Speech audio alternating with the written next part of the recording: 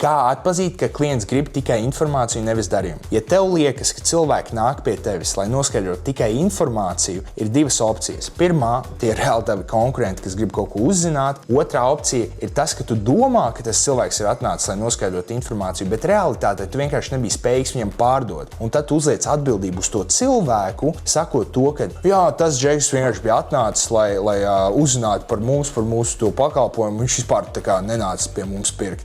Bullshit! Total bullshit! Uzņemies mazliet atbildību, apzinies to, ka tu nebija spējīgs viņam pārdot un izdomā, kā tu vari nākamajās reizēs pārliecināties par to, ka tas zvans vai tā tikšanās nav tikai tur, kur cilvēks uzdod tev jautājumus. Tu esi tas, kas noved to sarunu, jo tu esi profesionāls un tu viņam parādi, hei, es zinu, par ko es runāju, man tev ir jautājumi, man tev ir jākvalificē, lai saprastu, vai es tev varu palīdzēt. Un tad uzreiz nebūs tās sarunas tādas, kur cilvēks mēģina par tevi noskaidrot, bet tu jau vairāk mēģini viņu kvalificēt. Pirmkārt, tas viņam liks justies ērtāk, jo viņš zina, ka viņš runā ar profesionāli. Otrkārt, tev būs lielākas iespējas viņam pārdot.